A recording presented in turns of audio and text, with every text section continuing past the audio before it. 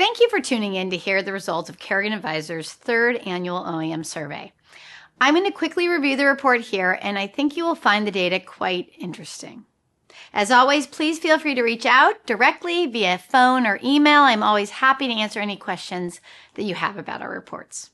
The results of the 2025 Kerrigan OEM survey demonstrate that OEM executives have a largely positive outlook regarding dealership valuations and profitability for this year. The survey also makes clear that the dealer will be at the forefront of the OEM's customer-facing relationship, which comes at the expense of OEMs more tightly managing their dealer network. OEMs also project continued growth in the EV segment and interestingly expect Chinese OEMs will eventually enter the U.S. market. The survey found that an overwhelming majority, 78% of respondents, expect dealership blue sky values to remain at the same level as they were in 24 or increase in 25. And only 22% expect a decrease. Now, interestingly, these expectations are more positive than the results of our Kerrigan dealer survey, where 68% of the 635 plus dealers that responded to that survey expected values to rise or stay the same in 25. So about a 10 percentage point difference.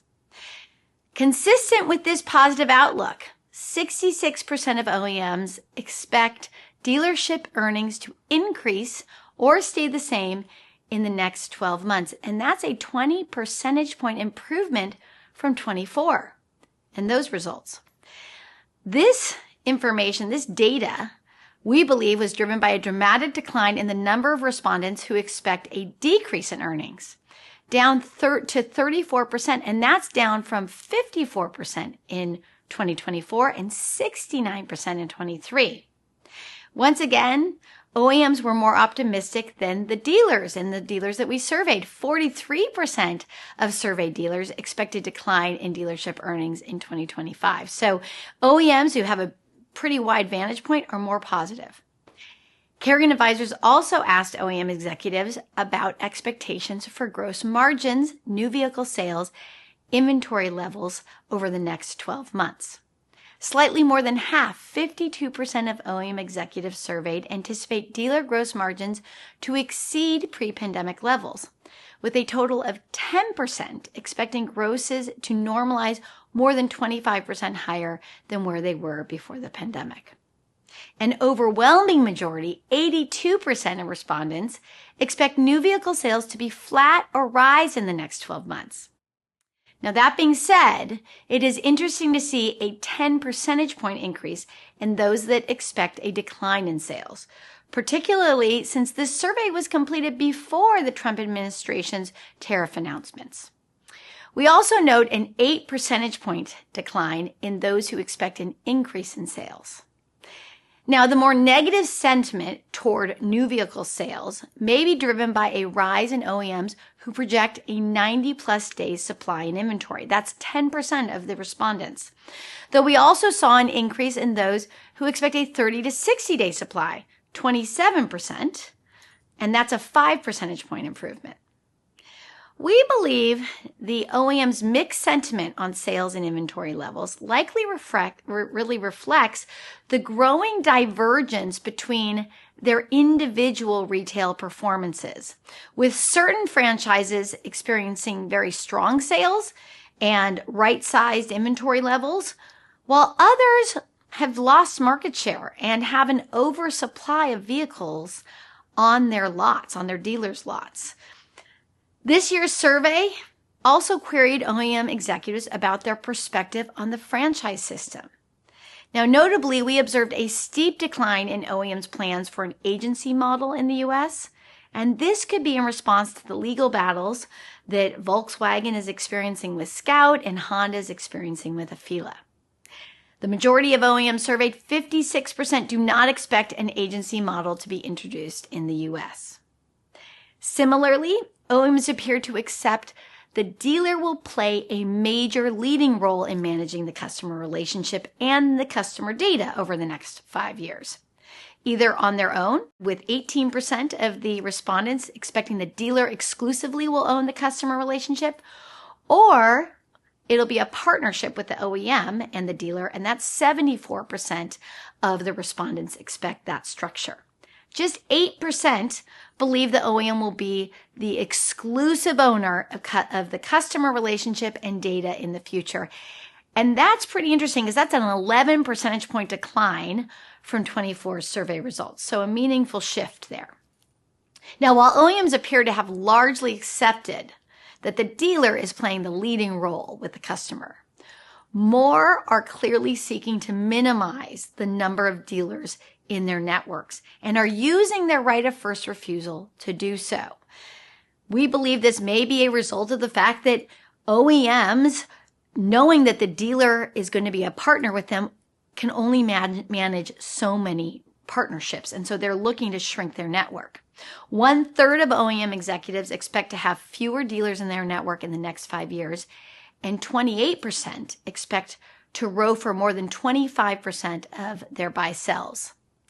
These results are consistent with our fourth quarter Blue Sky report, in which we talk about the trend of the fact that we are seeing more OEMs exercise their right of first refusal. Now, consistent with OEMs' desire for increased control over their dealer networks, OEMs are also demanding more of their dealers as it relates to facility requirements. 25% project an increase in facility requirements over the next 5 years, and we all know the facility requirements are already pretty high. 67% expect today's standards, which, as I mentioned, are very high for dealers, to remain at their high level. Just 8% assume a decrease in facility demands, and that's a 14 percentage point decline from last year. So it appears that OEMs are really leaning towards fewer, larger dealers, more well-funded dealers who can spend big dollars on facilities. And in our observation, that is part of what's driving more of the buy-sells in the market, because single-point dealers are deciding they are not willing to make those big investments, especially given the long investment horizon that they have to make to justify the capital they're being asked to invest. Kerrigan Advisors also queried OEM executives regarding the electric vehicle transition in the U.S. Now, despite the Trump administration's plans to eliminate EV tax credits, interestingly, OEMs still expect EV market share to rise in 25, with a surprising 14% projecting EVs will end the year at greater than 21% of the market. That's a significant increase from 24's market share for EVs, which was just 10%. Now, largely consistent with last year's results, still 80% of OEMs admit that the EV transition is not playing out as they had expected. It's going much slower than they originally anticipated. Lastly, in our survey, for the first time, Kerrigan Advisors queried OEM executives about China's potential influence on the U.S. auto retail market. And we thought this was really interesting data. 70% of OEM respondents have concerns about the financial impact of Chinese OEMs' rising global market share.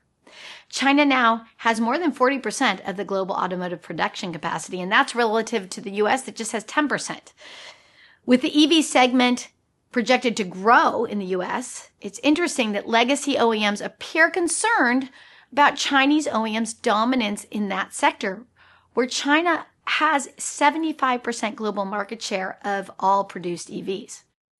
Now, this is particularly concerning given that 76% of the OEM executives that we surveyed do expect that Chinese OEMs, cars, autos, will enter the U.S. market. Right now, of course, they're not here, but it is expected at some point in the future we will see Chinese vehicles on our roads.